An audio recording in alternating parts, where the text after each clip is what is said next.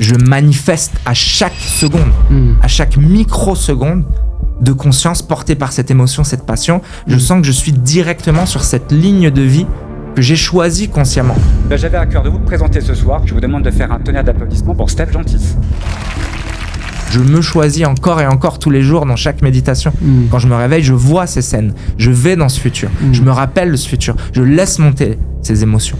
Et la gratitude que j'ai sentie ce matin en me levant, elle est toujours là, elle vibre en moi, là, dans ce podcast, dans cette conversation. Quel conseil tu aurais aimé recevoir plus jeune ?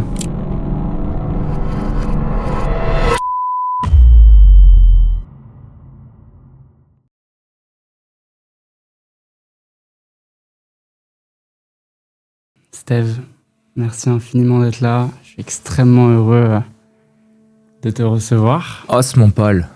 Steve est donc, pour moi, c'est mon mentor.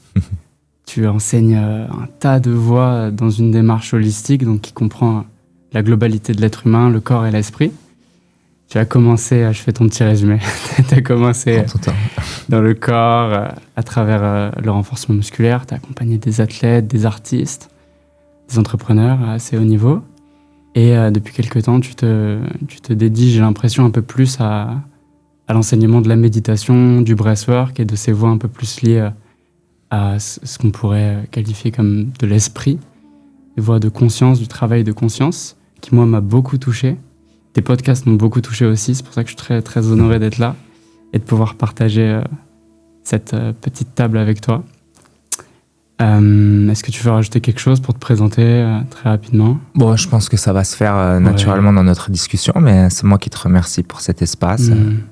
Ravi d'être avec un de mes élèves, un de mes chers et fidèles élèves, parce que ça fait un petit moment entre ton arrivée dans le dojo en ligne, dans la communauté en ligne, jusqu'à les différentes transmissions, les différents espaces que l'on partage. Donc, je suis très heureux d'être là.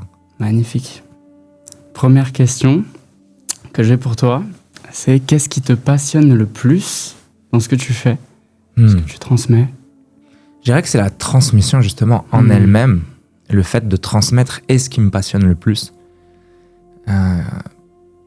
Car à mon sens, la transmission, c'est être un élève de la vie, un élève perpétuel de tout ce que l'on peut étudier, rencontrer, continuer de creuser, d'approfondir, travailler sur soi.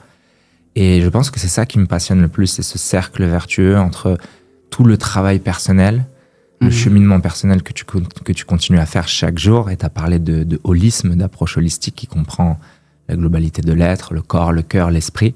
Et l'humain, le potentiel humain me passionne profondément.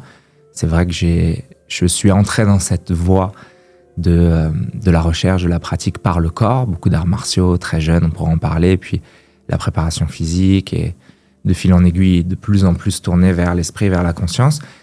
Si bien que mon axe, je dirais, de recherche, d'apprentissage et de transmission est tout de même très vaste, complètement intriqué, puisque bien sûr, l'humain n'est pas séparable. On peut toujours créer des catégories différentes, le corps, l'esprit, etc. Moi, je le vois comme un seul et même mouvement, une seule et même entité, bien qu'il y ait des dimensions différentes. Donc, en ce sens, la transmission est ce qui me passionne le plus, parce que c'est tout le temps une mise à jour, une remise en question, des voyages, des rencontres, le partage et la passion de s'imprégner, de faire ce travail d'intégration et de trouver comment le rendre le plus accessible possible. Moi, c'est réellement ça qui me passionne. Et bien sûr, les moments de connexion, de rencontre, quels que soient les espaces de partage, de transmission, que ce soit en ligne, que ce soit dans les conférences, que ce soit dans des retraites, ce qui se passe, l'humain, les rencontres, ce que ça ouvre, c'est vraiment ça qui me passionne. Et c'est infini depuis des années. Magnifique. J'ai fait une retraite zen il n'y a pas longtemps, bouddhisme zen, et une des phrases qui revenait souvent, c'était « être maître, c'est être disciple ». Et je te ressens vraiment dans cette démarche-là. Tu as une transmission très vivante, très incarnée. Et c'est très plaisant à recevoir. Comment toi, tu as pensé ta posture d'enseignant, justement, ta posture d'aide ? Qu'est-ce que c'est transmettre pour toi ? Pourquoi tu te qualifies pas comme coach, pas comme thérapeute ? C'est une très bonne question. Déjà, cette posture, elle est, comme tu l'as dit, elle est vivante. Elle évolue en même temps que nous évoluons. Le désir de transmettre a été très, très présent chez moi jeune. J'ai eu la chance de pratiquer jeune les arts martiaux, de découvrir la méditation très tôt, le sport, les voies, disons, plutôt alternatives de santé, de bien-être. C'était très présent dans ma famille, l'alimentation, la nutrition, le rapport à la nature, le rapport à l'énergétique, on pourra dire, avec cette mamie qui m'a tellement transmis, qui, elle, pratiquait le tai chi et la méditation aussi. Donc cette posture, elle a été présente très tôt parce que je me souviens déjà que durant l'adolescence, quand je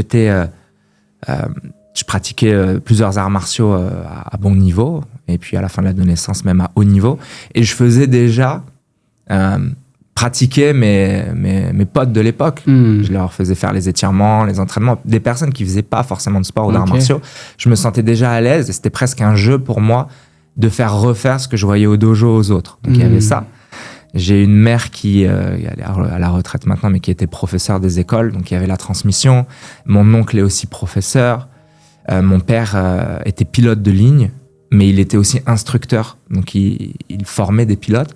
Et mon grand-père était professeur aussi en maroquinerie, donc lui vraiment les mains, la matière, l'artisanat. Donc c'est vrai que j'ai quand même baigné dans une famille où le désir de transmettre était là très tôt. Et je pense que de cette impulsion-là, ma posture de transmission, elle est apparue dans la naissance de ma foi en quelque chose de bien plus grand que nous, qui nous rassemble, qui tend à s'éveiller et à évoluer naturellement par nous. Et je dirais qu'aujourd'hui, la justesse pour moi, c'est d'être au service de cette chose qui est beaucoup plus grande que nous, qui passe par nous. Et différentes voies de sagesse, en empruntant ces différentes voies de sagesse, pouvoir être un vecteur qui altère le moins possible des sagesses ancestrales la plupart du temps, qui sont mises à jour à notre époque. Et donc, c'est trouver cette justesse où c'est pas l'homme que l'on met en avant, mais le message.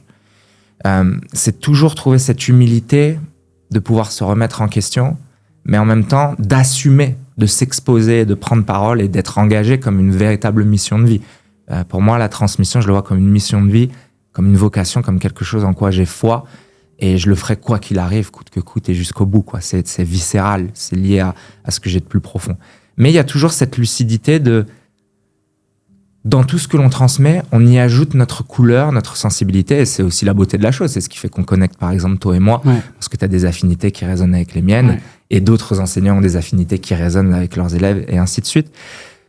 Mais c'est toujours cette ouverture où ce que tu transmets doit pouvoir rester le moins altéré possible par ton ego, tes projections, ton histoire personnelle. Donc c'est assez paradoxal parce qu'il faut trouver cette voie du milieu entre ce que tu mets de toi qui est beau et qui est singulier et en même temps quelque chose qui doit pouvoir rendre les autres autonomes et qu'ils puissent s'approprier cette transmission, qu'elle devienne leur. Comme ça, il n'y a pas de sachant, il n'y a pas de gourou, il n'y a pas d'autorité figée.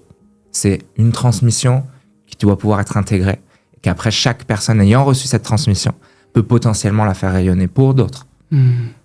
Ça, je pense que c'est même transversal à tout enseignement qui soit. Cette posture, elle est tellement saine.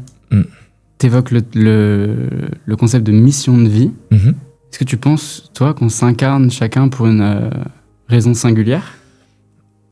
Je le pense, je le crois, mais sans que ce soit quelque chose de figé en disant on arrive sur Terre forcément pour avoir une mission de vie. Je pense que dans l'infinité de possibilités de ce que l'on peut choisir d'incarner, de prendre comme direction, il y a des choix finalement. Le fait d'être heureux est aussi un choix. Le fait d'être abondant dans différents niveaux, différentes dimensions de sa vie est un choix. Et une mission de vie, c'est un choix profond. Alors certes, il y a un alignement entre un talent qu'on a tous en nous, une expression singulière, une vision. Mais il y a cette rencontre entre, je dirais, cette foi, ce désir de se réaliser, de se dépasser, de se transcender, de s'exprimer dans cette vie. On ne sait pas combien de temps on est là. Et puis, ce qui fait sens, ce qui nous touche suffisamment profondément pour qu'il y ait cette notion de mission. Au sens, je m'engage, je me dédie. C'est pas du sacrifice, c'est vraiment, je me dédie totalement à quelque chose plus grand que moi, c'est comme ça que je le vois, mais où je sens vraiment le sens, la contribution et tout ce que ça ouvre dans la qualité des rapports humains, dans la qualité des émotions, dans la qualité de l'aventure humaine, de l'apprentissage, de la passion, et cette réelle nécessité de contribuer d'une manière ou d'une autre. On est dans un monde où, bien sûr, on rencontre tellement de chaos, il y a aussi tellement de belles choses, mais la notion de mission de vie, je dirais que c'est quelque chose qui est aussi découvert en nous dans qu'est-ce que je peux apporter là, dans cette grande équation humaine générale avec tout ce qui se passe, qu'est-ce que je vais pouvoir exprimer, qui moi m'élève, m'éveille, me révèle, et en même temps contribue et profite aux autres et au monde d'une certaine manière.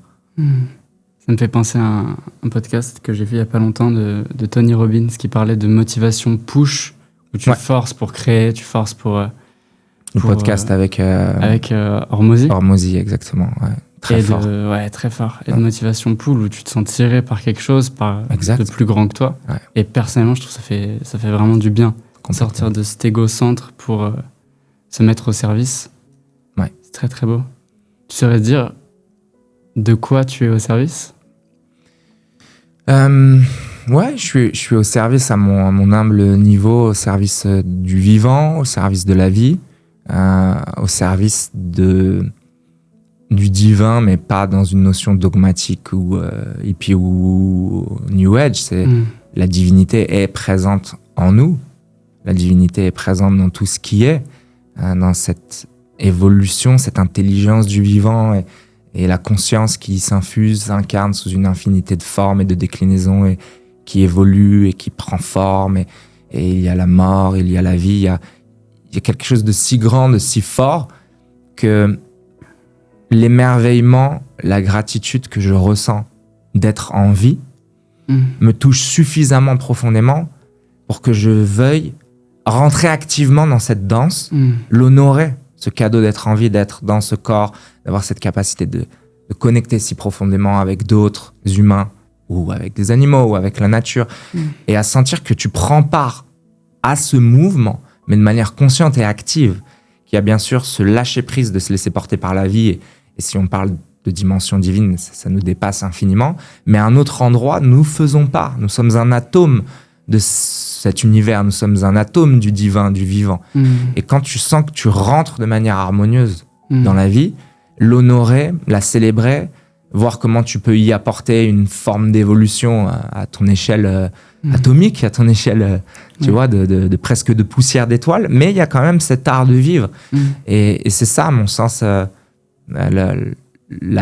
ce à quoi je me dédie et ce à quoi je peux être en service et au service d'eux, c'est ce mouvement du vivant, ce mouvement de conscience qui, quoi qu'il arrive, chemine par nous. Et il y a à la fois on pourrait dire le libre arbitre de choisir en quoi on s'engage. Et en même temps, la compréhension qu'on ne contrôle rien à un certain niveau, que de toute façon, ça se fait par nous. Et je dirais que c'est embrasser cette non-dualité. Embrasser le fait que les choses se font toutes seules, la conscience, avec un grand C, se fait, s'exprime, chemine. Et en même temps, nous, dans chaque action, dans cette discussion, dans chaque mot, dans chaque situation et chaque choix, on s'engage d'une manière qui oriente ce flux de vie, ce flux de conscience et cette évolution ou cette involution de notre espèce et de notre monde. Une question que j'ai envie de te poser, elle est assez intime et volontairement assez directe, mais est-ce que tu crois en Dieu ? Mais oui, complètement. Mais pas en un Dieu qui appartient à une religion, qui appartient à un dogme, pas en un Dieu humain ou à l'image de l'humain. Et j'aime beaucoup cette question qui avait été posée à Jung, dans une célèbre interview où on lui demande est-ce que vous croyez en Dieu ? Et il est très touché, comme moi je suis très touché par cette question toujours, et il dit simplement non, je sais,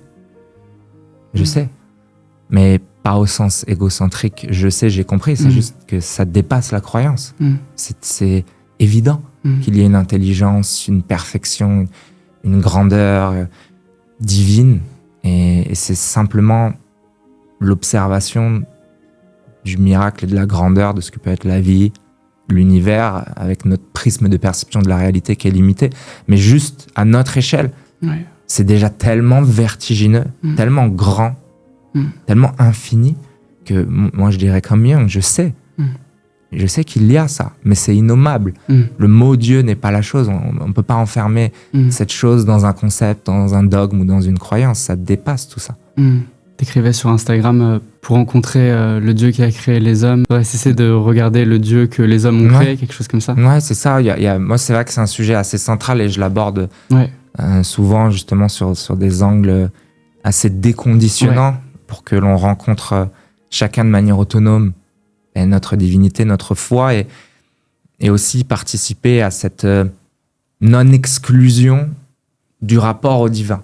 Parce qu'il y a eu beaucoup de soumission et de croyance à un Dieu extérieur à nous, comme si nous n'étions pas une expression de cette conscience, une expression de cette divinité.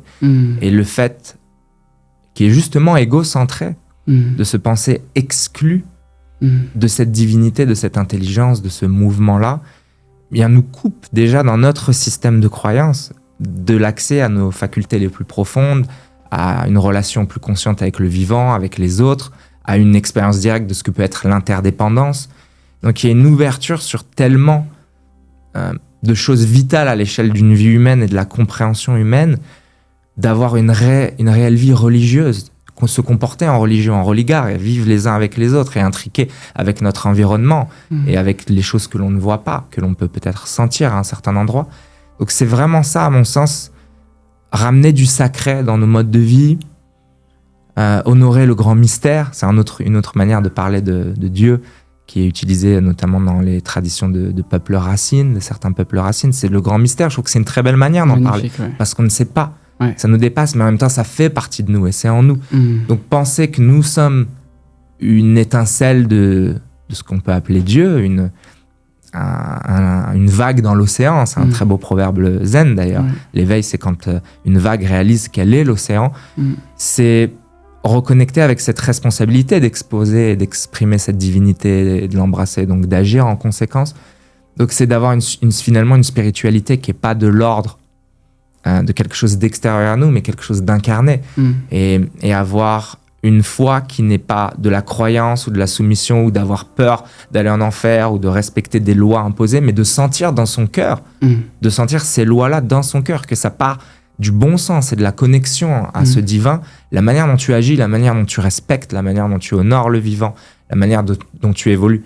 Mais tu le fais pas en force parce que tu es allé dans un temple, dans une église, dans une mosquée ou ailleurs, qui peuvent être des endroits magnifiques pour vivre sa foi, bien sûr.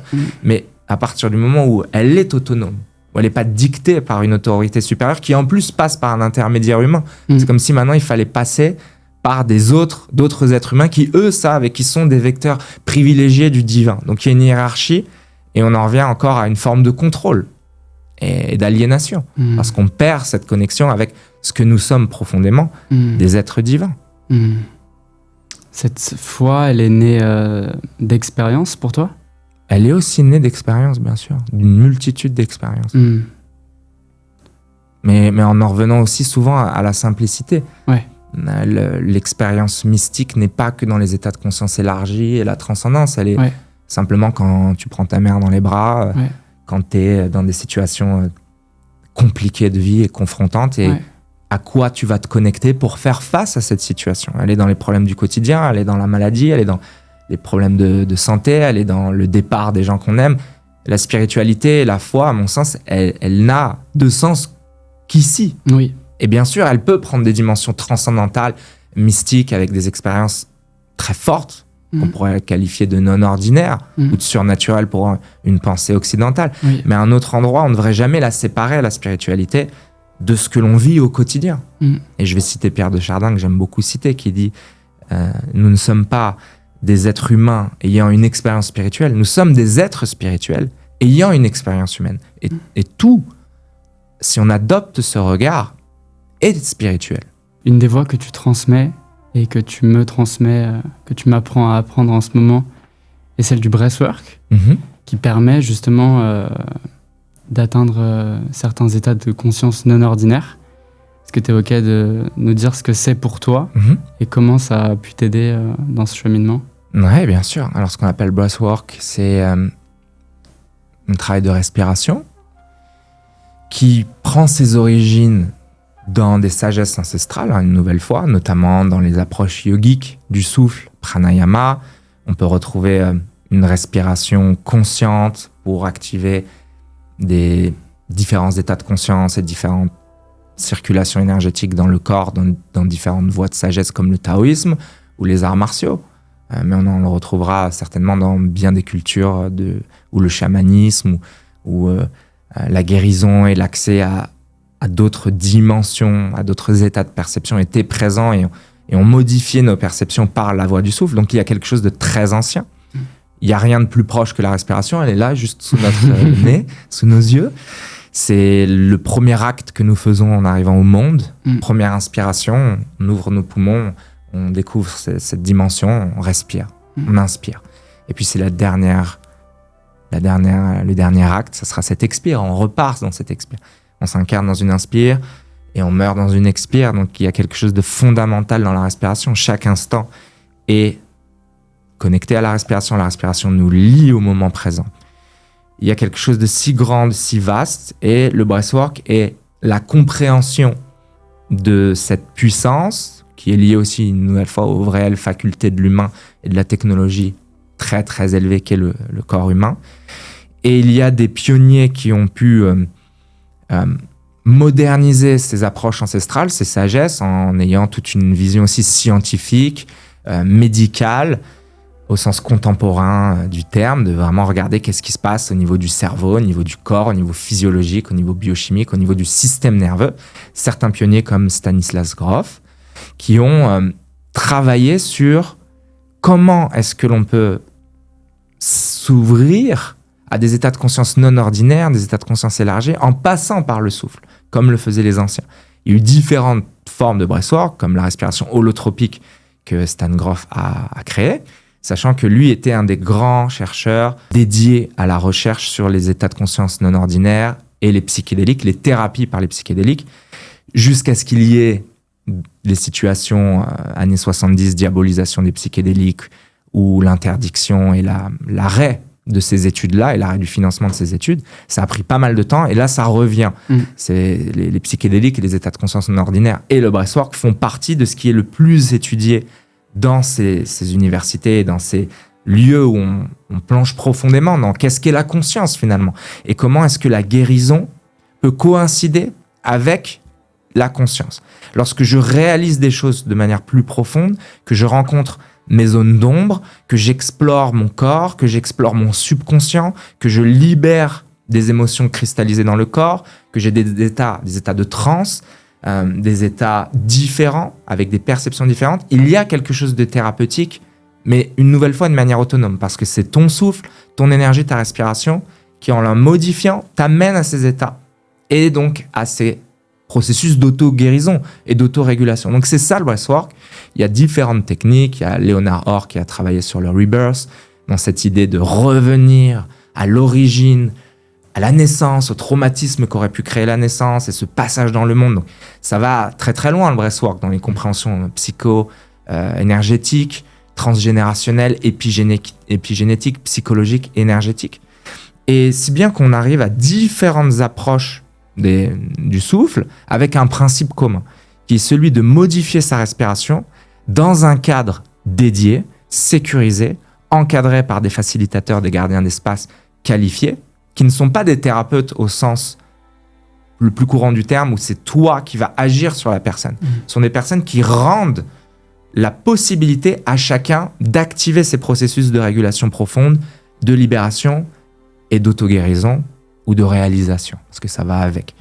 Et finalement, ça s'inscrit dans des voies chamaniques. On avait compris que pour traiter des maux MAUX du corps, de la psyché, il fallait connecter à quelque chose de plus essentiel, de plus grand, qu'on pourrait qualifier de spirituel. Mais sans aller dans la lecture mystique, déjà en s'en tenant à ce qui se passe au niveau physiologique, au niveau biochimique et au niveau de la régulation du système nerveux, c'est magnifique. On a un levier en nous, de manière endogène, pour refaire le lien avec les psychédéliques et les entéogènes. On arrive, et c'était toute l'idée de Stan Grof notamment, à rencontrer des états similaires à ce qui pouvait être rencontré et contacté avec le LSD, avec la DMT, avec la psilocybine, qui sont des psychédéliques très puissants, et dans des cadres extrêmement liées à la guérison à plein de niveaux, quand on parle d'addiction, de dépression profonde, d'anorexie, de syndrome post-traumatique, c'est réel. Encore une fois, ça doit être traité avec sagesse. Mais on n'a pas besoin de substances exogènes. Quand on passe par la voie du souffle, le breathwork, on arrive à ces états de conscience élargie, ces états peut-être de dissolution, ces états de rencontre de périodes de l'enfance, de refaire face à des situations confrontantes, les revivre. Et là, dans ces états-là, se passent ces processus de régulation. Et là, je parle toujours du breathwork avec beaucoup de discernement parce que on aurait tendance à se focaliser sur le côté libération coûte que coûte, intensité pour l'intensité. On voit ça sur les réseaux sociaux, des gens qui pleurent, qui crient dans tous les sens. Ça fait partie du breathwork, mais ça peut aussi être un processus très doux, déjà pour réguler le système nerveux. On est tous en mode survie, activés à fond dans le sympathique, tout le temps en train de chercher à faire ceci, cela, penser, gérer ça, survivre dans une société hostile et dans un monde brutal. Donc le breathwork, ça serait aussi déjà passé par la voie de la douceur, reconnecter avec son souffle, son corps et pouvoir réguler son système nerveux. Et éventuellement, depuis un système nerveux régulé, depuis une compréhension de l'accès du souffle sur notre système nerveux, mais aussi endocrinien, hormonal, donc notre état psychologique, c'est lié au tout, à toutes nos dimensions, le souffle. C'est ça qui est beau, c'est que ça rencontre toutes les dimensions de notre être.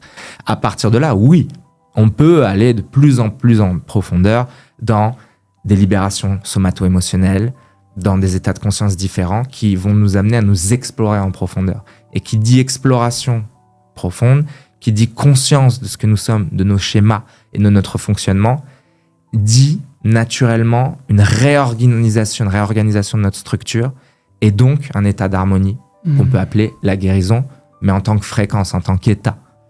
C'est une médecine interne, finalement, le souffle. Donc c'est ça le breathwork, et c'est ce qu'on fait ensemble. C'est très vaste, on peut encore en parler, mais c'est bien comprendre que ce n'est pas de la magie extérieure, c'est la magie intérieure, c'est le processus naturel du corps, de l'esprit. Simplement lorsqu'on comprend comment respirer et comment est-ce qu'on peut modifier notre activité interne par le biais de cette respiration. C'est ça le breathwork. Premier insight pour moi déjà, c'est le fait de comprendre qu'en fait ça serait la conscience qui guérit, ça serait le fait de réaliser certaines choses inconscientes qui permet dans ces états-là, d'état de conscience élargi, de guérir certains schémas, que ce soit émotionnel, mental ou physique. Exactement. Ok. Ouais. Voir et c'est ce qu'avaient compris les anciens dans bien des voies, la méditation par exemple, la pleine conscience, il y a plein de voies méditatives comme tu le sais, mais c'est la mise en lumière de ce qui n'est pas conscient. En ce moment, on entend parler aussi de shadow work. Il y a différentes manières d'accéder à ces zones d'ombre, à ces failles, à ces peurs, à ces croyances limitantes, à un héritage de notre lignée, de notre famille, de ce qu'on a reçu dans l'éducation, qui a créé des peurs, des traumatismes, des schémas névrotiques, limitants. Bien sûr, il n'y a pas que ça, mais là, on parle vraiment de la guérison. Oui. Comprendre aussi que ce que l'on vit et ce qui va générer un traumatisme en nous est lié directement à notre interprétation. C'est pas tant ce que l'on vit, c'est la narration que l'on installe autour de ce que l'on a vécu qui va créer un traumatisme et qui va faire partie de notre identité. En ce sens, c'est de l'inconscience parce qu'on n'a pas une perception suffisamment extérieure, non pas dissociée, mais avec un pas de recul, une lecture suffisamment sage au sens noble du terme. C'est pas juger bien, mal, est-ce que ce traumatisme est légitime ou pas. C'est une réelle lecture beaucoup plus vaste d'une situation qu'on a dû interpréter avec nos moyens, surtout qu'il y a beaucoup de choses qui arrivent dans l'enfance. On n'avait pas les clés de lecture, on n'avait pas le recul, on n'avait pas la conscience nécessaire à pouvoir interpréter une situation qui est devenue un traumatisme. Donc typiquement, ces voies de déconditionnement, ces voies de mise en lumière du subconscient, de nos zones d'ombre, c'est amener la lumière de la conscience sur des choses inconscientes qui nous rendent malades dans le corps, dans la psyché. Et on sait à quel point des émotions négatives, des schémas de résistance et de survie où on se base sur un corps de souffrance, sur des circonstances passées qui font partie de nous en tant que traumatisme, en tant que faille, en tant que peur. On vit avec ça au quotidien de manière réactionnelle Et notre manière de survivre va affecter directement le corps et commencer à nous créer des petites maladies. Et je sais pas, des allergies, des inflammations et avec le temps, des cancers, des maladies auto-immunes. Bien sûr qu'il y a aussi le contexte environnemental, la pollution. Mais qui a pollué l'environnement? C'est nous. Donc c'est l'environnement, l'alimentation. On dit oui, mais les cancers, c'est pas que ton état émotionnel. C'est extrêmement lié à l'émotionnel, c'est factuel. Mais c'est lié à notre inconscience. Mais notre inconscience, elle est aussi dans notre manière de traiter l'environnement. Ce que l'on va choisir au moment où on fait les courses pour s'alimenter, les produits que l'on met sur notre peau, la manière dont on respire, tout ça, c'est lié à notre conscience. Donc, quand il y a une conscience qui s'élargit, qui s'approfondit, la santé ne devient qu'une conséquence d'une conscience plus vaste, plus profonde, d'un état de présence plus attentif dans notre manière de vivre la relation aux autres et de laisser certaines émotions être intégrées ou au contraire de s'extraire de certaines situations qui cultivent en nous des failles, des peurs, des schémas limitants et qui nous amènent dans des boucles où finalement on ne fait que nourrir notre mal-être parce que l'ego, le connu, est à l'aise dans cet enfer quelque part. Alors que l'inconnu, ça peut faire peur. On dit que le mental préfère un enfer connu à un paradis inconnu. Et c'est ça. Ouais. Donc c'est cette plongée dans l'inconnu, la mise en lumière de ce qui est inconscient qui amène la guérison. Mais ça ne veut pas dire qu'il ne faut pas rentrer dans un suivi avec une vision classique de la médecine. Mais en revanche, l'exclure, c'est complètement faux. Parce que c'est la base ultime de ce que nous sommes. Elle devrait pouvoir être comprise. Elle devrait pouvoir être intégrée, que l'émotion, c'est pas quelque chose de juste qui nous traverse et qui nous limite ou qui nous emporte. C'est aussi de l'information. C'est une circulation d'énergie. Et ce qui circule pas va se cristalliser à un endroit. Ce qui ne s'exprime pas s'imprime. Ce qui n'est pas dit va commencer à créer des problèmes, des dysfonctionnements au niveau du système nerveux et donc au niveau des hormones et donc au niveau des organes et ainsi de suite. Tout est intriqué. Donc oui, plus on est conscient, plus nous sommes notre médecine, de manière autonome. On arrête de déléguer notre santé. Ça résonne très fort. Et je vois un lien assez naturel qui se crée avec une autre voie que tu enseignes, qui est la manifestation, que je lis un petit peu comme l'intégration en fait de cette conscience-là, de la méditation, même du breathwork, de comment j'arrive à reprogrammer mon identité pour être au service de ce qui me fait du bien ou de cette mission de vie. Est-ce que tu pourrais définir ce travail selon toi? Et encore une fois, je suis très curieux de savoir comment ça t'a aidé toi dans ton cheminement. Ouais.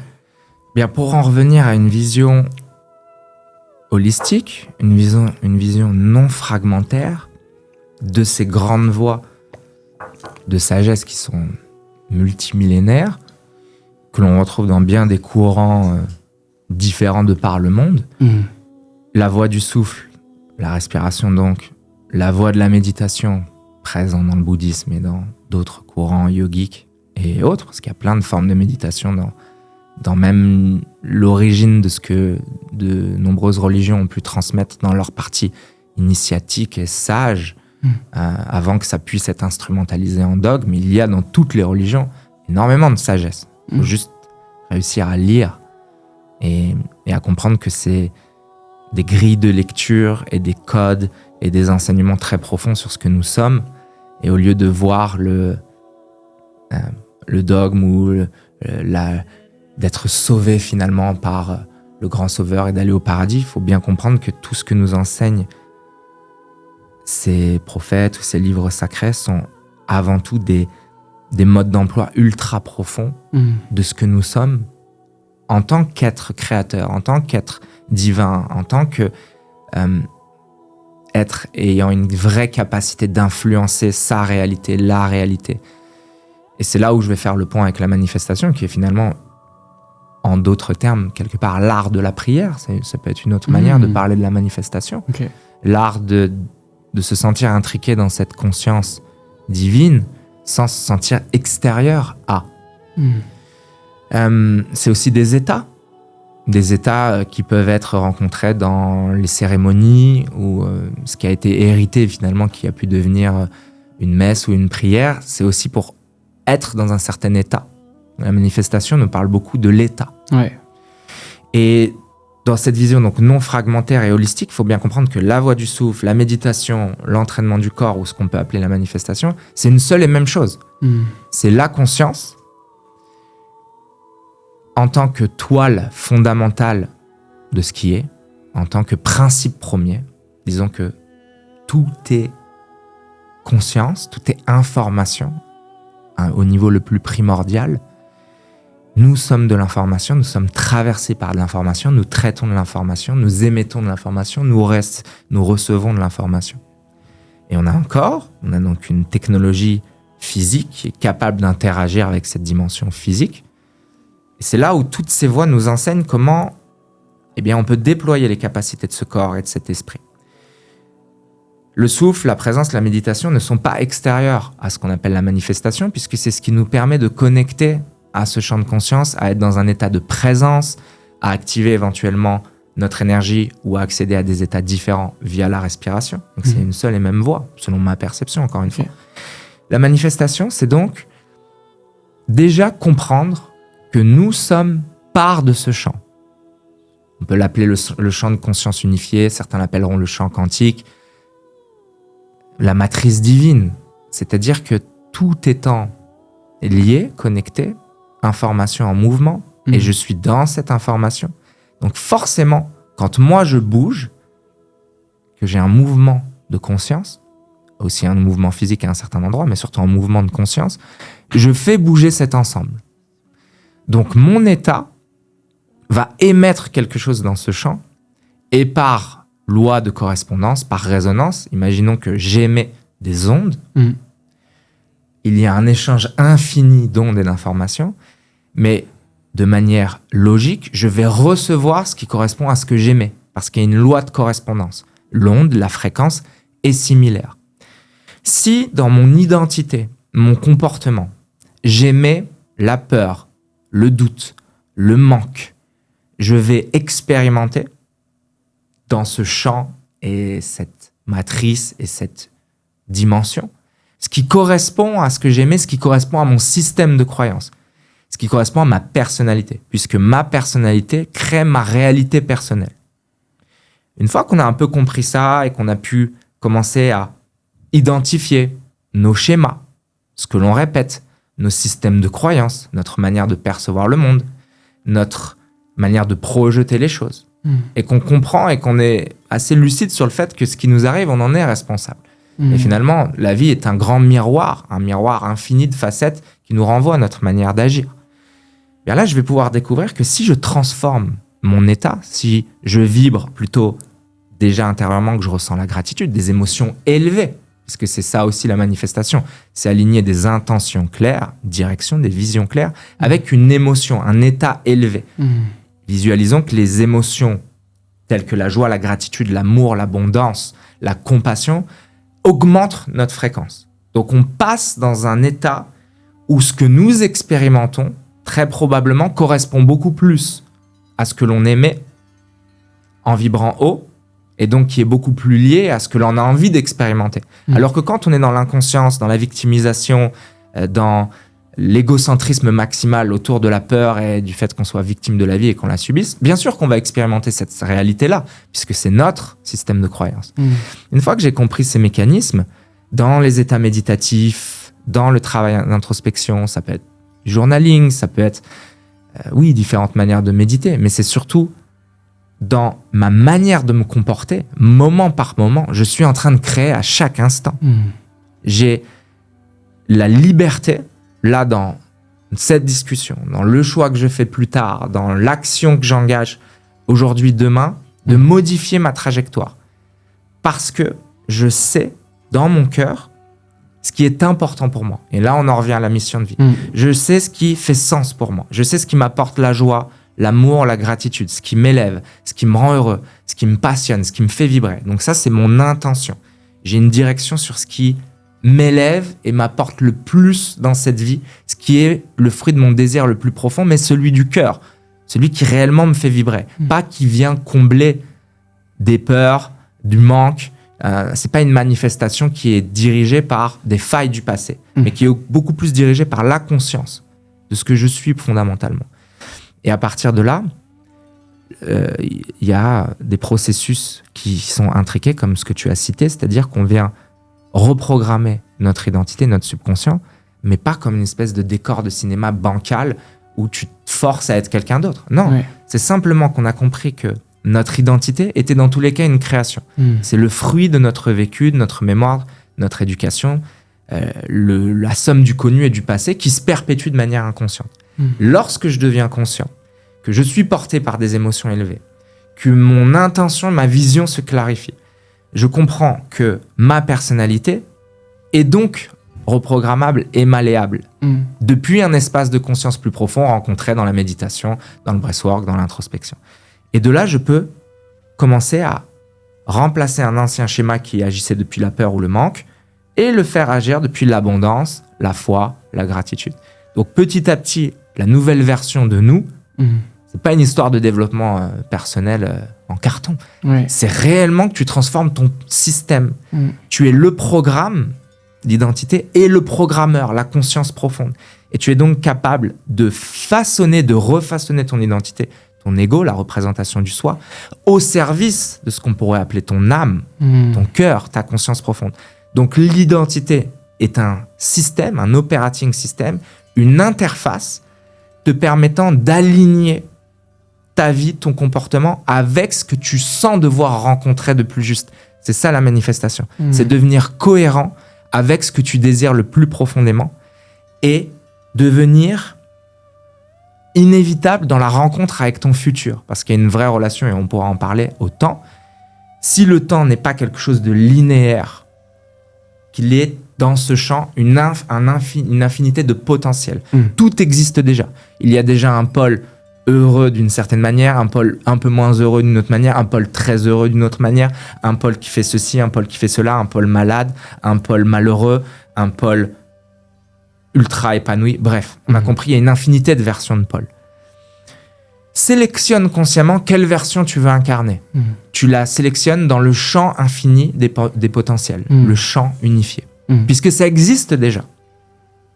Et dans ces états de conscience différents en méditation, tu vas déjà te connecter émotionnellement à l'état que vivrait cette version de toi dans ce futur.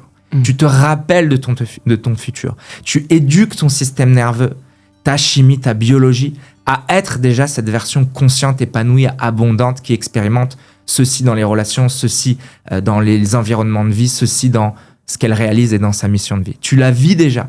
Et petit à petit, elle s'engramme dans ton système. Et tu te transformes. Et tu deviens cohérent avec cette version de toi qui a manifesté tout ça. Et la rencontre avec le futur devient inévitable, puisque tu es guidé dans ce que tu fais au quotidien, en maintenant bien sûr le travail méditatif, le travail de conscience et les actions alignées. Mais tu es porté par cette intention claire et cette émotion élevée. Si bien que chaque pas t'amène un peu plus sur cette ligne de temps. Si toutes les lignes de temps existent, à chaque fois que je fais un pas à gauche ou à droite, dans ma manière d'agir, de décider, de m'exprimer, je vais un peu plus sur une ligne de temps potentielle qu'une autre. Donc ça nous renvoie aussi à la présence. Complètement. Et c'est ça la manifestation. Ça n'a rien d'ésotérique, de chez père ou de complètement New Age. C'est simplement comprendre les lois, certaines lois fondamentales de notre fonctionnement et de l'univers.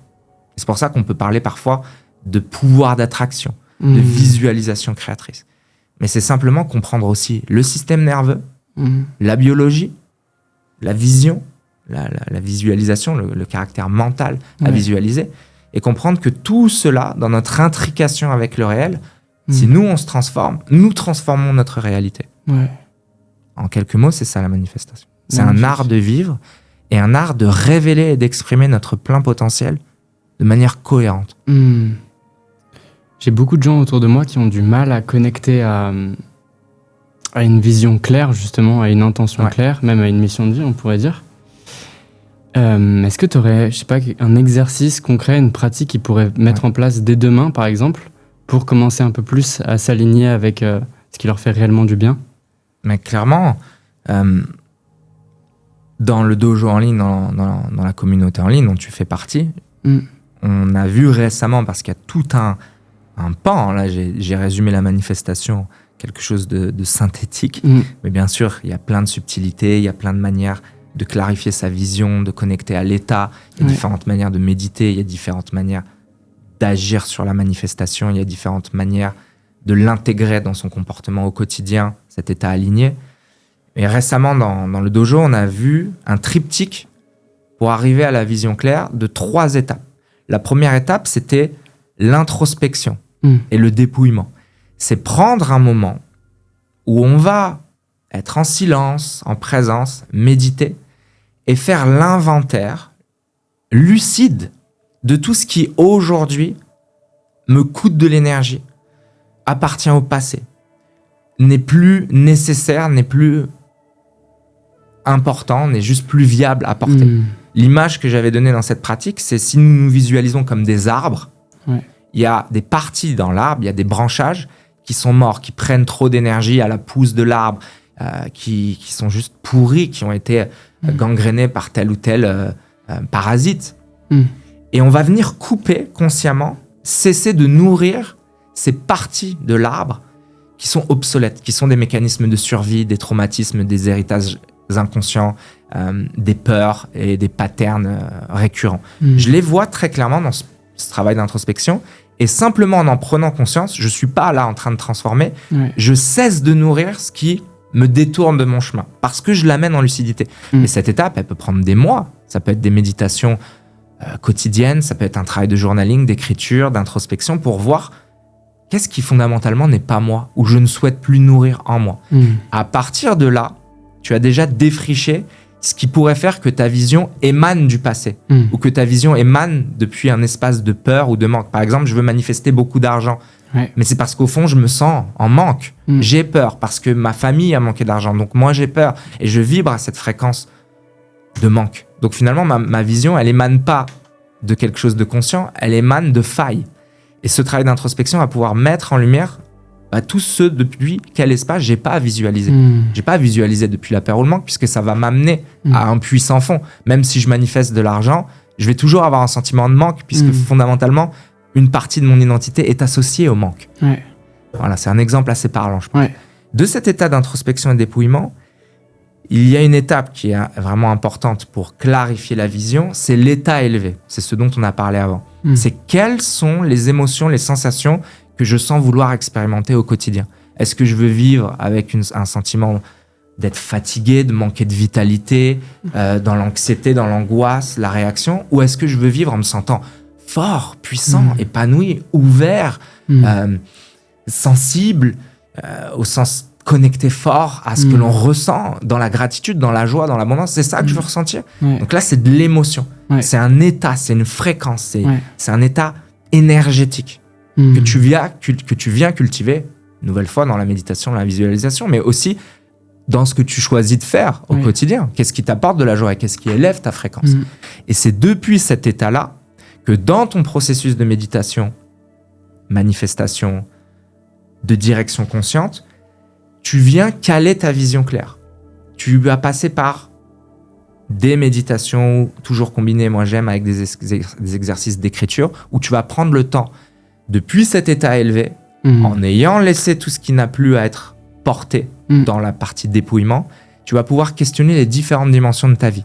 Qu'est-ce qu'il a profondément, depuis ce que je veux ressentir en termes d'émotion, dans la dimension de mon environnement de vie. Quel environnement de vie est celui qui est le plus important, le plus vibrant, le plus heureux pour moi.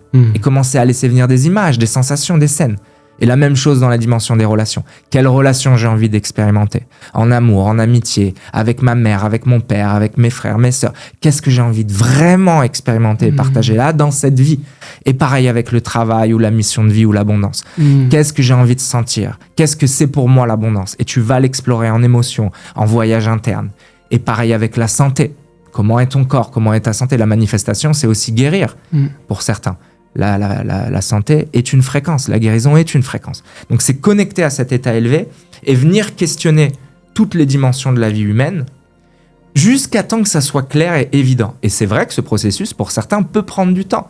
Parce qu'on est tellement conditionné par le passé, par le monde extérieur et nos croyances anciennes, que notre vision n'est que la projection de notre système ancien. Donc ce que l'on voit n'est pas clair parce qu'on fait que projeter et revoir le passé. Mais une fois qu'on fait ce processus de dépouillement, d'élévation de l'état, la vision va se clarifier. Et c'est là où, moi j'invite les personnes dans le dojo à revenir régulièrement à ce travail de vision claire où on prend le temps de balayer, d'intégrer, de visiter en conscience qu'est-ce qui serait là si j'avais la capacité de me propulser dans le futur idéal, aligné à mon âme, abondant dans toutes les dimensions, qu'est-ce que je vivrais? Et ressentir, qu'est-ce que ça fait de vivre ça? Qu'est-ce que ça fait d'être dans cette abondance, de manquer de rien? Qu'est-ce que ça fait d'avoir les relations les plus profondes, les plus inspirantes? Qu'est-ce que ça fait d'avoir un travail, une mission de vie, une vocation qui te passionne tellement que le matin, tu n'as qu'une envie, c'est de te lever de ton lit et de commencer à faire ce qui te passionne tous les jours. Et vivre depuis cet état élevé, avoir cette vision claire, après, s'intègre totalement à ce que tu fais au quotidien. Par exemple, moi, là, dans ce podcast, dans mes entraînements, mes respirations, mes méditations, mes discussions, la vision et l'état me portent. Et je sens que je manifeste à chaque seconde, à chaque microseconde de conscience portée par cette émotion, cette passion. Je sens que je suis directement sur cette ligne de vie que j'ai choisie consciemment dans ce processus que je viens de te décrire et que je me choisis encore et encore tous les jours dans chaque méditation. Quand je me réveille, je vois ces scènes, je vais dans ce futur, je me rappelle de ce futur, je laisse monter ces émotions. Et la gratitude que j'ai sentie ce matin en me levant, elle est toujours là, elle vibre en moi, là, dans ce podcast, dans cette conversation. Tout est intriqué. À la conscience, à la présence, à l'état, à la compréhension du corps, à la compréhension des émotions, à ce que les anciens ont voulu nous dire dans « sois présent ». Parce que quand tu es présent, tu accèdes à ça. Je suis pas en train de penser à ce que je devrais faire ou ce que j'aurais dû faire. Non, je suis avec toi. Et le simple fait d'être présent me donne accès à cet état élevé, me donne accès à cette direction qu'est la vision claire. Je sens ce que j'ai envie d'infuser et de transmettre parce que la transmission, c'est la mission de vie que j'ai choisie et elle me fait vibrer, elle me passionne et je l'aime et je suis follement amoureux de ce choix. Et donc, la vibration de chaque mot que j'infuse, que je mets dans ce micro est guidée par cette intention claire et cet amour et cette foi. C'est un exemple. Et c'est pour dire que l'alignement est un état de cohérence qui, porté par cette vision claire et cet état élevé, nous donne accès à notre partie divine finalement. C'est-à-dire la transcendance, être un créateur, être un révélateur de notre potentiel humain, divin. Il y avait merci pour ça déjà. Très touché par ce que tu dis. Il y avait un petit conflit en moi, avant que tu expliques cela, entre le travail de méditation et le travail de manifestation, parce que dans la méditation qui m'a été transmise par mon père, qui est la méditation zen, mon père est moine bouddhiste, et m'a transmis cet héritage, il y a ce principe de Mushu Toku, qui est pratiqué sans esprit de profit personnel. Exact. Et en fait, je comprends là que la manifestation, c'est pas poser une attente sur sa vie, une attente qui ferme et qui conditionne son bonheur en fonction des événements extérieurs, mais c'est une intention qui ouvre justement à notre plein potentiel, qui nous entraîne aussi à rêver grand. Je sais que moi, je t'ai contacté aussi grâce à ce travail qui m'a permis de me questionner et d'ouvrir le champ des possibles en moi, parce qu'on vit très très facilement en automatique. Et ça résonne fort, cette conjoncture. Dualité finalement. Exactement. Ce que tu dis est hyper important, et pour toutes les personnes qui nous écoutent, nous écouteront, c'est important de rappeler que l'intention n'est pas l'attente. Ouais. Il y a vraiment des choses fondamentales dans la méditation, la manifestation, qui est une voie méditative aussi, et de conscience et de présence. C'est l'attention, donc la présence, ce sur quoi je porte mon attention, ce que je nourris, je le reçois, je le fais naître. L'intention, c'est la direction, c'est la vision claire. Mais l'attente, c'est encore opéré depuis le manque, le passé ou la peur. Ouais. C'est, comme je médite tous les jours, je fais ma manifestation, je fais mon journaling, je vais attendre que ça arrive. Ouais. Mais attendre, ça veut dire qu'on n'a pas foi. Ouais.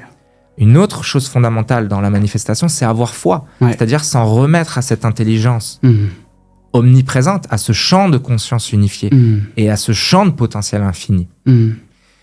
Et j'ai totalement foi et je me laisse surprendre par l'inconnu. C'est accepter de plonger dans l'inconnu encore et encore, de ne rien attendre, d'avoir lancé ses intentions et de laisser l'univers les manifester d'une manière ou d'une autre. C'est le lâcher-prise. J'ai tellement confiance en la vie, j'ai confiance en ce qui est, que je laisse les choses apparaître. Et par rapport à la méditation zen qui t'a été transmise par ton papa, moi, c'est une voie que j'ai beaucoup étudié, le zen aussi, dans les dojos, en France et aussi au Japon. Zazen, ça fait réellement partie peut-être de mes plus grandes rencontres avec la méditation. Et on pourrait voir ça comme antinomique, parce que la méditation bouddhiste, c'est effectivement aucune intention, c'est la dépersonnalisation à un certain endroit, c'est-à-dire laisser la conscience s'élargir au-delà du jeu, de l'égocentre, c'est être pleinement au contact de ce qui est, sans aucune attente, sans essayer de rien transformer. Et c'est très juste comme une voie méditative. Ouais. Et c'est là où on peut voir la méditation comme des états de conscience. Et si la méditation de pleine présence, qu'on appelle mindfulness, qui est finalement une forme de vipassana ou de zazen laïque, c'est-à-dire être au contact des phénomènes, des couches sensorielles, et d'être simplement en relation avec ce qui est, sans chercher à transformer, influencer, mais être complètement traversé par l'expérience. Finalement, l'enseignement dans le zen ou dans le vipassana, de ce qu'on pourrait appeler le divin, de cette intelligence infinie, elle apparaît naturellement par la pleine présence. Et c'est très juste, et je le verrais ça comme le fondement même de la méditation. En revanche, une fois qu'on a compris ce que pouvait être la présence, qu'on la ressent et qu'on la cultive, on va pouvoir orienter notre état de présence. Et c'est là où les méditations de manifestation entrent en jeu. Je sais être présent et je sais voyager dans mon esprit. Et c'est la présence à ce que je vis durant mes moments de visualisation, où je vis mon futur, où je contacte mes émotions, qui amène l'intensité et la pertinence de ce que peut être un travail de manifestation. Et autre chose, l'entraînement de l'esprit, qui est aussi la méditation. J'entraîne mon esprit. Il y a aussi un travail sur la neuroplasticité, il y a un vrai travail sur la structure. Et j'équilibre mes hormones, j'équilibre mon système nerveux. Me permet d'aller créer depuis l'esprit, dans l'esprit. Donc là, c'est important, cette compréhension-là, c'est est-ce que j'essaye de transformer ma réalité depuis la matière sur la matière ? C'est-à-dire, je vais travailler plus pour gagner plus. Je vais m'entraîner plus, et je vais créer de la friction et du frottement, de la matière sur la matière. Et je vais m'épuiser. Je vais passer par quelque chose de très physique, matière, 3D. Et là, ça peut prendre beaucoup de temps dans cette dimension et dans cette friction-là. Ou est-ce que je vais aller créer depuis l'esprit ? Et c'est là où la méditation, elle prend toute sa pertinence dans le processus de manifestation. Parce que je ne vais pas, dans la matière, essayer de changer et transformer les choses en luttant. Je vais me connecter déjà à cette version de moi. Je vais déjà me connecter à ce futur. Et je le vis, je le laisse s'intégrer dans ma biologie et dans mon système nerveux et dans mon identité. Et c'est ça qui fait que le temps n'a plus cours dans ces états-là. Parce que tu es déjà cette version de toi. Tu n'as pas besoin de passer par la friction et de faire plus de ci ou plus de ça tous les jours. Tu as à te connecter à un état et à une version de toi qui vient s'engrammer et s'exprimer en toi. Et maintenir cet état amène la manifestation à quelque chose de beaucoup plus rapide, même s'il ne faut pas avoir d'attente, sur ce qui va apparaître dans ta vie. Puisque dans le champ de possibilités infinies, tu as déjà créé ça. Tu as déjà rencontré ça et tu vis déjà ça. C'est familier pour toi. C'est déjà ta réalité. Le temps n'a plus cours ici. C'est pour ça que la méditation est si importante. Et dans la manifestation aussi. Complètement. Et même nous aide peut-être à avoir un amour inconditionnel pour ces pratiques et pour cette vie. Il y a Chaya, une amie en commun, qui a cette histoire que je trouve magnifique de deux frères. Le premier qui plante une graine en lui disant « Je veux que tu pousses en telle direction, que tu sois de telle couleur et que tu grandisses à telle vitesse », qui représente l'attente. C'est le second qui plante sa graine en lui disant quoi que tu deviennes, peu importe de quelle taille tu seras, de quelle couleur tu seras, je déciderai de t'arroser tous les jours et de t'aimer comme tu seras. Et j'aime beaucoup cette notion-là de oui, on manifeste, on ancre une intention claire, on sait où on va avec foi. Ça relie tout le podcast, même avec la mission de vie. Et en même temps, ce lâcher-prise que tu décris de peu importe ce qui advient, c'est ça. Je choisis d'aimer cette vie en fait. Et c'est la non-dualité. Il y a des intentions fortes, mais il n'y a aucune attente. Il y a des choses que je fais, mais en fait, quand je manifeste, est-ce que ça se fait pas juste tout seul ? Tu vois, quand je connecte à mon cœur, à ces intentions, à ce que j'ai envie profondément d'expérimenter dans la vie, est-ce que justement, c'est pas le divin et la conscience qui s'expriment à travers moi? Donc j'ai l'impression de manifester, mais en fait, à un autre endroit, ça se fait tout seul. Ouais. Tu vois, c'est toujours ce regard non duel. Est-ce que là, je suis en train de choisir d'être un alchimiste interne et de travailler sur mes émotions et mon état, et mon souffle et mon mouvement?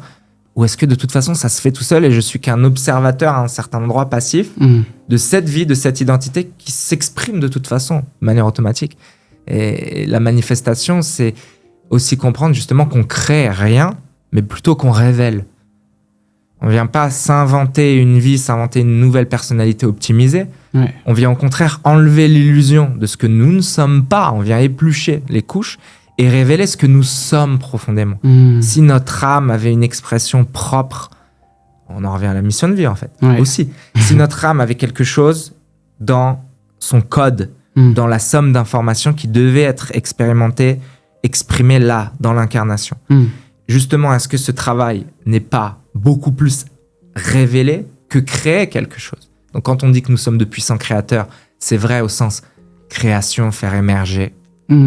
Mais c'est aussi comprendre que à un autre endroit, on ne crée pas, on révèle ce qui est déjà en nous. Donc, c'est pas une reprogrammation superficielle pour être optimisé, c'est au contraire. J'enlève de l'illusion, j'enlève du manque, j'enlève de la peur, j'enlève des schémas limitants et répétitifs et je révèle ce que je suis profondément. Cet être aimant, éveillé, conscient et heureux, en paix au moins. Magnifique.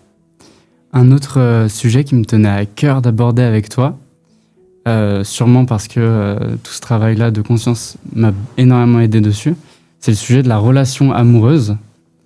Je sais que tu en parles un peu dans ta newsletter, que je vous recommande par ailleurs. Tu écris, j'ai une petite note, tu écris que la relation intime est un champ de révélation où tout ce qui n'est pas conscient peut être vécu, qu'une relation consciente commence lorsque l'on cesse de demander à l'autre d'être la source de notre complétude. Quel est ton regard, toi, sur la relation amoureuse? Comment elle peut intervenir dans ce travail de conscience, dans ce cheminement? Comprendre que fondamentalement, tout est relation. On revient à la religion religare. Tout est intriqué, tout n'est que relation. Il y a la relation qu'on appelle amoureuse ou couple, mais tout est relation. Et il y a plein de relations d'amour, il y a plein de relations amoureuses. Normalement avec ses parents, avec ses frères et sœurs, si on en a, on en a. Ça ne veut pas dire qu'il y a le charnel, la sexualité, mais on est tout de même dans l'amour. Et pareil avec ses amis. L'amour comme un état de conscience, comme quelque chose qui réduit les espaces, comme quelque chose qui connecte et amène une vision, une lecture commune de la vie et une bienveillance naturelle, et donc un état élevé et une profondeur d'échange.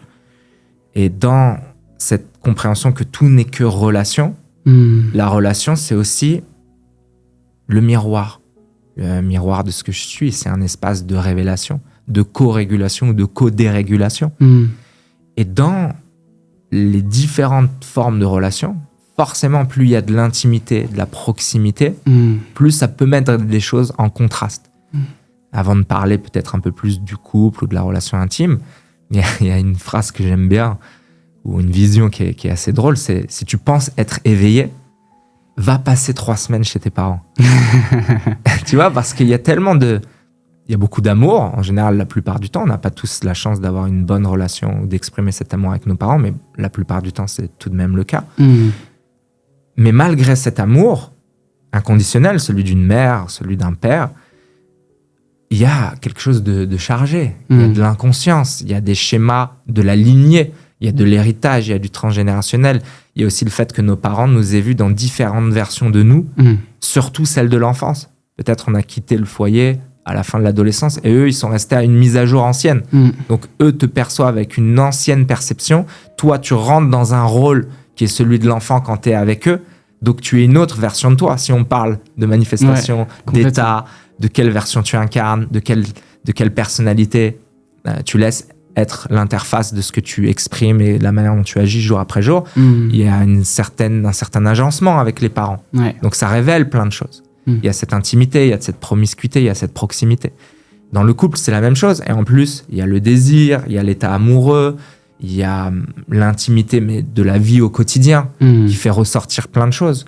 Et en ce sens, sans parler de tout ce qui peut être très beau dans une relation consciente, ça devient un espace de révélation, mais tellement vaste de ce que nous sommes, de notre manière d'agir, de nos schémas névrotiques, de nos automatismes, de nos protections, de ce que l'on n'ose pas montrer, du rôle que l'on peut encore emprunter à certains endroits, des masques, des personnages, de comment est-ce qu'on se positionne énergétiquement vis-à-vis de l'autre, jusqu'où est-ce qu'on est honnête, intègre, jusqu'où est-ce qu'on projette sur l'autre, qu'est-ce qu'on attend. Ce que je veux dire, c'est que le couple, la voie de ce que peut être une relation, depuis un regard spirituel, et on en revient à la spiritualité comme quelque chose de complètement fondamental et quotidien, on voit que c'est un véritable cadeau. C'est une voie d'éveil. Et ça ne veut pas dire que ça va être simple, justement. Parce que le couple, le sentiment amoureux, l'intimité devient un espace de révélation de tout ce qu'on peut continuer de travailler, d'apprendre. Et en ce sens, l'autre devient un vrai partenaire de chemin, un compagnon d'aventure. Et chacun devrait pouvoir cheminer personnellement de manière individuelle sur son travail interne et mettre en commun le couple ou la relation comme un espace d'élévation commune. Où on n'est pas comme un château de cartes appuyés l'un sur l'autre et si tu enlèves une carte, tout s'écroule parce qu'il y a une fusion, de la projection, une attente, de la sécurité au sens partir depuis un état de peur où je suis avec quelqu'un, je suis pas tout seul, c'est bon, je suis conforme au niveau de la société où j'ai accès à la sexualité parce que je suis avec quelqu'un, où je suis pas tout seul quand je rentre à la maison, qui sont des raisons complètement superficielles pour être avec quelqu'un. Mais quand tu vois l'autre comme cette personne, elle fait son chemin de manière autonome. Elle deal elle-même pour son bien-être, son bonheur, son épanouissement. Je fais la même chose de mon côté. Je fais ce chemin qui part déjà par le fait de s'aimer soi. Ne pas attendre que l'autre nous aime. C'est déjà être amoureux de nous-mêmes. Nous aimer, être amour en tant qu'état élevé. Et si nous sommes amour, nous pouvons aimer. On n'attend jamais quelque chose d'extérieur pour vivre l'amour, parce que ça, c'est un puits sans fond. 2 personnes qui font ce travail et qui s'aiment, qui sont amour envers elles-mêmes en tant qu'état, peuvent partager l'amour et le bonheur est une conséquence logique de cette conscience-là. Et il y a plein de manières de voir le couple et la relation comme un magnifique espace d'expression, d'expérimentation, de dialogue, un espace vivant parce que chacun évolue. Des fois, on a des bas aussi, il y a des moments de faille. Donc, comment l'autre va pouvoir nous accompagner comme un gardien de notre espace d'éveil et de cheminement interne en n'étant pas là pour nous sauver, mais peut-être pour nous permettre de faire face justement à des zones d'ombre ou à des choses que l'on doit confronter, rencontrer. Et après, ça sera à notre tour, de faire ça pour l'autre. Donc, on devient aussi des gardiens d'espace sacrés, d'élévation, d'éveil pour l'autre, parce qu'on l'aime et parce qu'on s'aime. À mon sens, le couple, c'est une voie majeure d'éveil si c'est abordé de cette manière. Et on entendra souvent, oui, mais il faut rencontrer la bonne personne. Mais ça dépend aussi de qui tu es toi. Parce que c'est ça la manifestation. Tu vas rencontrer à la hauteur de ce que tu t'autorises à être. Tu vas rencontrer à la hauteur de ce que tu t'autorises à aimer et à t'aimer toi. Par loi de correspondance, par fréquence, le partenaire, la partenaire sera lié à qui tu es, quelle version de toi tu incarnes, et jusqu'à quel point tu déploies l'amour déjà en toi en tant qu'état. Et là, oui, des relations conscientes peuvent naître. Et c'est la même chose en amitié. Finalement, les personnes que l'on rencontre, si on a un chemin de vie conscient, peut-être qu'il y a un moment dans notre transformation, on va se retrouver un peu seul et certaines relations vont s'arrêter, d'autres vont se transformer. Mais une fois qu'on incarne et qu'on assume pleinement qui nous sommes, par loi de correspondance, on va rencontrer des êtres qui vibrent à des fréquences similaires. Et on va continuer de s'élever mutuellement. Moi, je le vois vraiment comme ça, l'amitié ou la relation intime. C'est un espace sacré. C'est peut-être ce qu'on a de plus précieux au monde, la relation humaine. Et comment est-ce qu'on l'honore et comment cet espace devient le terrain à côté de la légèreté, de l'amour et de l'humour, mais devient un espace d'éveil commun.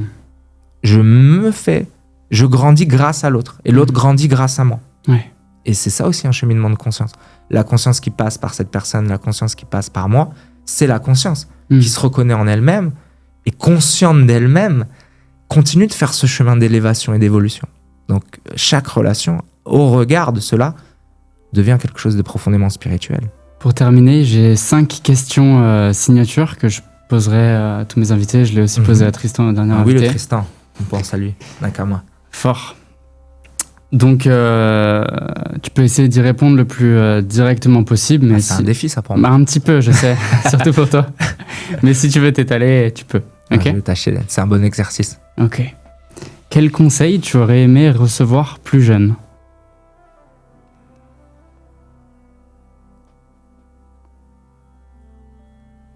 Soit. Je vais te le faire ultra sharp. C'est vraiment ça. Magnifique. Pas paraître, pas attendre, pas essayer d'être conforme, plaire à. Soit être. Être pleinement incarné. Et ça passe donc par le fait de s'aimer et que tout part de là. Sois toi et sois complètement avec toi, en amour.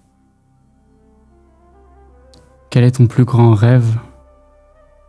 Mon plus grand rêve, je le vis maintenant. Il est d'être aligné dans toutes les dimensions de son être et de cet alignement, de continuer de s'émerveiller de la vie jour après jour. Le rêve est vécu dans le sens où il n'y a pas de projection. Et si j'avais un rêve ultime, bien sûr, ce serait que dans la continuité de ce en quoi j'investis tellement d'énergie, que nous, en tant que collectif, produisions une bascule de conscience majeure à l'échelle de cette planète. Ça, je dirais que c'est mon rêve et mon intention ultime, c'est que en tant que collectif, nous ayons un véritable éveil commun, au moins une grande partie de l'humanité, pour qu'il y ait un grand changement de paradigme sur cette planète qui tende vers beaucoup plus d'harmonie. Quelle est ta définition de l'amour? Amour, à mon sens, c'est Dieu. Ok. On dit Dieu est amour. Ouais. C'est peut-être la définition la plus directe que je pourrais avoir de l'amour, c'est-à-dire reconnaître ce qu'il y a de plus grand, de plus illimité, de plus puissant dans l'univers. L'amour, c'est ça. Donc, quand on parle d'amour entre les êtres humains, c'est de laisser ce divin nous traverser et se rencontrer chez l'autre ou chez les autres. Belle. La quatrième n'a rien à voir. Quelle est ta musique du moment? Musique du moment? Ah, c'est une bonne question. Qu'est-ce qu'il écoute, le Steve?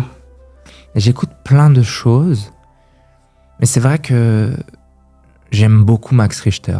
J'aime beaucoup Max Richter et les 4 saisons de Vivaldi recomposées par Max Richter.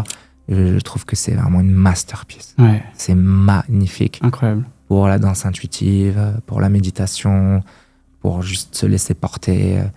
Il y a une profondeur dans le génie de Vivaldi et la puissance émotionnelle et tout ce que ça te fait traverser, rencontrer, voyager. C'est mystique aussi. Ouais. Et la manière dont Max Richter, avec son talent et sa vision contemporaine, avec ses musiciens, a pu mettre à jour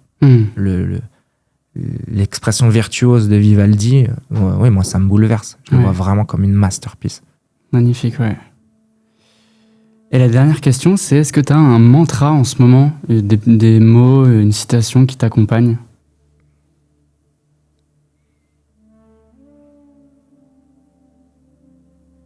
Tu sais, il y a toujours ce mot, on en revient à l'amour. Pour moi, quand je dis amour, justement, hors de son contexte romantique ou l'idée, la projection un peu mielleuse qu'on peut avoir, l'amour, je le vois vraiment comme une force d'alignement.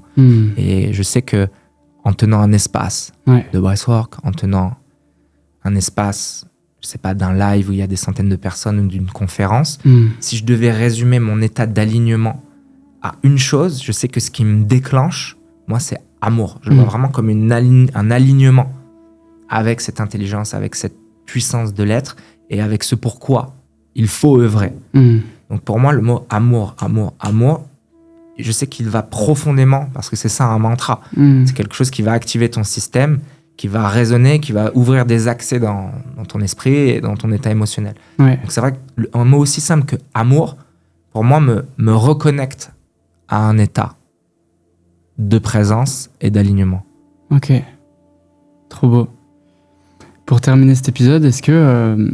j'aimerais bien te laisser un espace de carte blanche Donc, est-ce que tu te sentirais de soit guider une simple pratique intuitive de quelques minutes, soit nous lire un texte, soit simplement dire un mot de la fin, quelque chose qui te touche, si ça résonne? Ça résonne toujours.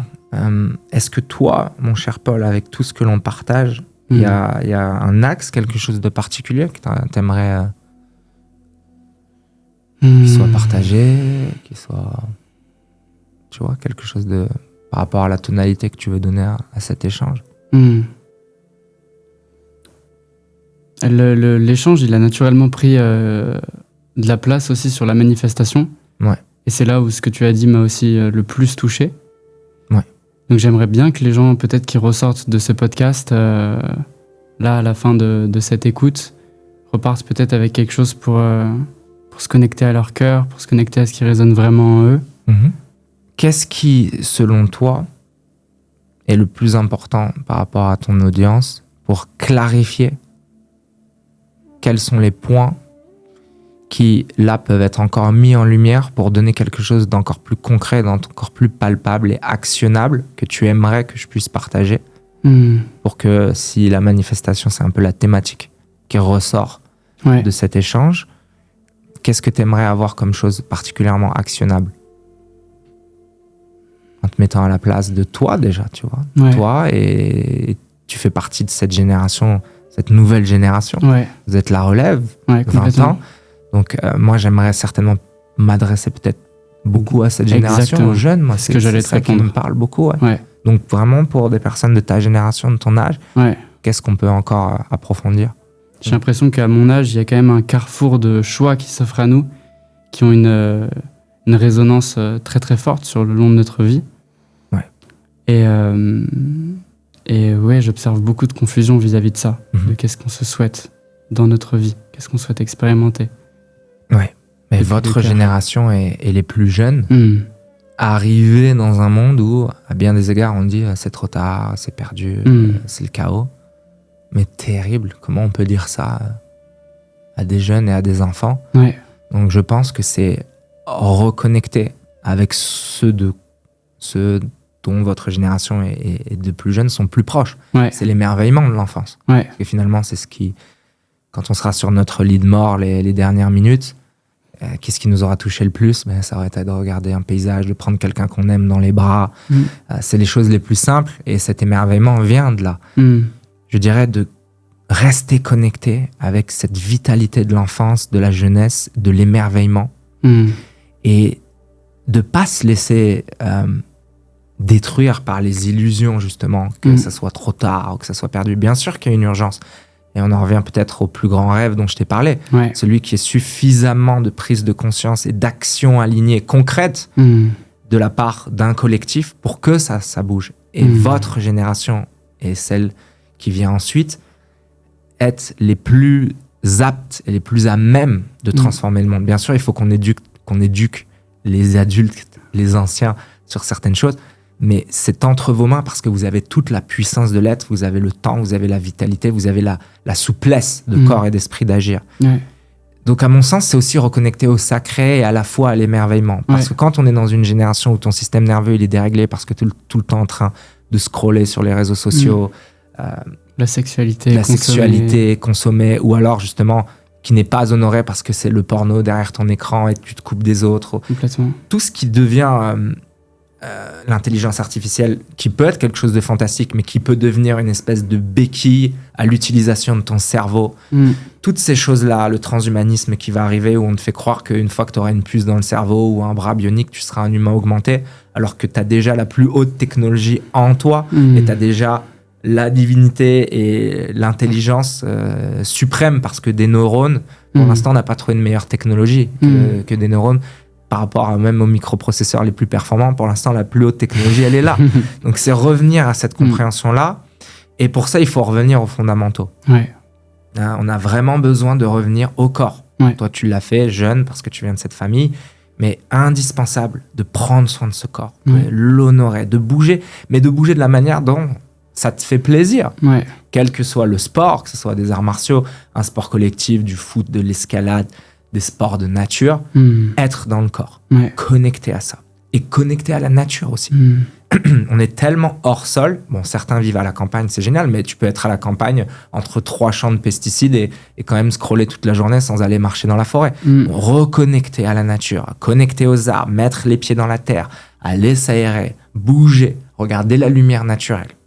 Et de là, on en revient à instaurer de manière pas comme une discipline figée. D'ailleurs, la vraie étymologie de discipline, c'est aimer être un disciple, aimer apprendre. Mais reconnecter aux fondamentaux de ce qui va te permettre, toi, en tant que jeune et en tant qu'humain, d'accéder à ton plein potentiel. Donc, c'est cette hygiène du corps, cette hygiène du sommeil, cette hygiène du souffle, cette hygiène de l'alimentation et cette hygiène aussi émotionnelle. Soigner ses relations, se tourner réellement vers pas ce que la société aimerait voir, pas ce qui brille le plus sur les réseaux sociaux, pas ce qui te fait, toi, dans l'ego qui commence bien à s'affirmer à cet âge-là, te sentir puissant, fort ou protégé, mais au contraire, qu'est-ce qui, honnêtement, te fait réellement vibrer et te fait vraiment connecter à ce que tu sens être authentique dans les relations, dans les choix que tu vas faire pour tes études. Est-ce que tu vas te laisser formater et conditionner par une société ou est-ce que tu vas réellement écouter tes envies profondes, cette étincelle singulière en toi, est-ce que tu vas lui faire confiance? Alors à 100%, moi je le dis, j'assume de dire ça, faites confiance à ça avant tout conseil d'orientation, de désorientation aux yeux de la société. Il faut absolument être guidé par le cœur, absolument être guidé par ce qui fait sens. Parce que tôt ou tard, on est rattrapé parce qu'on n'a pas osé écouter. Sauf que quand on a 20 ans, 15 ans, on peut être dans des périodes de raz-de-marée interne. Moi, ça a été l'adolescence qui a été très difficile. Mais tout s'est aligné à partir du moment où j'ai commencé à écouter mon cœur. Et justement, à aller dans ce monde intérieur et sentir qu'est-ce qui était là, qu'est-ce qui avait envie de s'exprimer, qu'est-ce qui me plaisait vraiment. Donc, c'est encore et encore y revenir. Et oui, c'est difficile parce que ton système nerveux, il est en train de scroller du matin au soir. Parce que peut-être tu manges n'importe quoi, tu dors mal, tu bouges pas. Donc, comment tu veux être lucide et savoir où aller si déjà les besoins primaires, si l'équilibre premier de ton système n'est pas aligné. Et comme on est dans une ère très technologique, j'en reviens à la vision technologique du corps. Le corps est une antenne. Elle émet, cette technologie, elle émet et elle reçoit, émetteur-récepteur. Donc si cette antenne n'est pas respectée, en prenant soin de tout ce que l'on a cité avant, forcément que tu ne peux pas être clair dans ton esprit. Parce que ton système est confus, parce que ton antenne, elle est vrillée. Parce que tu dors pas assez, parce qu'il y a trop d'écran, parce qu'il y a déjà du stress, parce que tu essayes de répéter les schémas conformes d'une société malade pour dire si je me comporte comme un tel ou que je fais comme ce que je vois sur les réseaux d'un tel, je vais plaire aux yeux de la société, je vais être accepté et finalement ça va me protéger ou je vais trouver ma place. Mais tout ça, c'est encore s'extraire de l'écoute profonde de ce que nous sommes, de cette introspection. Donc vraiment revenir au corps en tant que très haute technologie merveilleuse et l'honorer et voir à quel point la jeunesse et son potentiel est le plus grand des cadeaux. Qu'est-ce qu'on donnera quand on sera sur notre lit de mort pour revenir à 20 ans pour se dire mais putain, si j'avais ces petites clés de écouter mon cœur, suivre ce qui me fait vibrer, développer une foi saine, être dans la passion, embrasser la vie avec émerveillement. Mais je serais prêt à tout faire pour redevenir cette jeune personne, cette jeune fille ou ce jeune homme. Donc c'est bien aussi d'avoir, je pense, cette vision du temps comme quelque chose qui aussi passe vite. Et ça, c'est une vision assez stoïque, qu'on ne va pas dramatiser là-dessus, mais la réalité et la sagesse que nous ont transmis le bouddhisme ou les stoïques, c'est memento mori. Chaque moment où tu es en train de te laisser couler sur ton canapé devant des séries, à commander du Deliveroo, à fumer un joint, à t'anesthésier par l'alcool ou à t'anesthésier par le porn ou autre, c'est des instants de vie en moins. Sauf qu'au bout d'un moment, chaque jour compte. Et ça, c'est une très belle vision que nous ont transmis les stoïques. Souviens-toi que tu te meurs. À chaque jour, tu t'approches de la mort. Et si on considère qu'on a une mort naturelle, on ne sait jamais quand on part. Peut-être que tu as 20 ans, mais qu'il te reste que 2-3 ans. On ne va pas dramatiser, mais on ne sait jamais. Donc, c'est vivre aussi avec cette passion et cette urgence de vie. Chaque jour compte. On ne peut pas gâcher une après-midi à être sur un téléphone pendant que nos parents sont là et qu'on pourrait prendre notre mère dans les bras, avoir un échange avec notre père, et en fait, tu passes du temps avec ta famille, mais t'es sur ton écran. Sauf qu'un jour, à force de regarder ton écran, ta mère ne sera plus là, ton père sera plus là, ton oncle sera plus là. Donc c'est reconnecter à cette humanité, à l'essentiel de la vie. Les proches, les gens qu'on aime, chaque instant compte. C'est ça aussi la présence. C'est être vraiment là, dans ce miracle qu'est la vie, dans tout ce qu'on fait. Et accepter que cette société, elle ne pourra pas évoluer de manière extérieure à toi, à nous. Ce sur quoi nous ne sommes plus d'accord, c'est pas en critiquant, en disant ouais, c'est un tel, c'est machin, c'est les politiques. On s'en fout au fond de tout ça. Ce qui compte réellement, c'est de se transformer soi. Ouais. C'est d'incarner ce que tu veux voir naître dans le monde. Si tu veux un monde plus respectueux de l'environnement, avec plus de paix, avec plus de santé, où on arrête tout un tas de conneries, il faut déjà que ça naisse en toi. Il faut déjà que tu portes ce message, cette fréquence. On en vient à la manifestation. Ouais. Si on veut manifester une autre société, plus éveillée, plus saine, où il y a plus de liens humains, il faut déjà le faire naître en soi. Et quand tu réalises que dans la jeunesse, tu as un pouvoir immense là-dessus, parce que tu as le temps et la jeunesse et les capacités, et que tu es encore souple dans ton esprit, et que tu as déjà ces clés de méditation, et ces clés de visualisation, et ces clés de manifestation, que tu commences à les mettre en place jeune, mais ta vie, ça va être incroyable. Ça ne veut pas dire que ce ne sera pas difficile parfois, mais tu vas avoir des clés que peut-être certains ne réalisent qu'en ayant lu je ne sais combien de livres, et à la fin de leur vie, ou alors ils n'ont plus la souplesse qu'on a quand on est jeune. Alors qu'aujourd'hui, on a à notre disposition, au milieu de la somme incommensurable d'informations erronées et folles, on a quand même les accès à des voies de sagesse. On peut apprendre à méditer, on peut apprendre à respirer, ce que nos parents n'avaient pas. Donc on est quand même dans une époque fantastique, dans ce à quoi nous avons accès, dans des pays comme les nôtres, on a la chance d'avoir quand même cette liberté de consulter ces informations-là et de les mettre en application.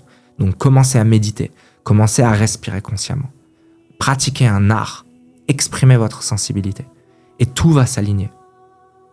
Et chaque épreuve, j'en reviens au stoïque, fait partie du chemin. Comprendre qu'un problème ou une situation difficile n'est pas un obstacle, fondamentalement, ça peut devenir un tremplin.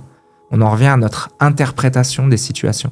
Si jeune, moi, on m'avait dit, heureusement, je ne l'ai pas réalisé trop tard, mais on m'avait dit que chaque fois où une relation se finissait et il y avait de la tristesse, où je perdais quelqu'un, où j'avais une situation qui me faisait mal, si on m'avait dit, aie de la gratitude pour ces situations, parce qu'elles sont en train de t'enseigner. Ce sont des maîtres, ce sont des écoles. La vie est une école, la vraie école. Que tout ce que tu vas rencontrer de difficile, si tu prends le temps de ressentir, d'être présent, de la voir avec une perception plus large, avec l'intelligence de la jeunesse aussi, tu vas voir que tu peux utiliser tous les problèmes dans ta vie, toutes les situations difficiles comme des tremplins pour t'éveiller, pour devenir une version de toi plus consciente, plus alignée. Et la clarté, c'est un chemin autoréalisateur. C'est pas que en méditant, en se disant bon, qu'est-ce que je dois voir pour être clair. C'est aussi se dire ah là, je vis quelque chose de difficile, eh bien tant mieux. Ok, c'est là, de toute façon, je l'accepte. Maintenant, comment est-ce que je m'élève et je m'éveille dans ce problème-là? Voilà quelques clés. Merci infiniment, mon Steve. Quel plaisir de t'avoir reçu. C'était un petit mot de la fin, n'hésite pas. Où on peut renvoyer les gens? Dojo en ligne, newsletter? Dojo en ligne, c'est un super endroit. D'ailleurs, il y a pas mal de jeunes. Hein. Ouais. Il y a pas mal des personnes de ton âge et plus jeunes. Il y a des parents qui viennent méditer et respirer avec leurs enfants, des adolescents, des plus jeunes. C'est certainement un des plus grands cadeaux qu'on puisse faire aux jeunes. C'est vrai pour les parents et c'est vrai pour les enfants.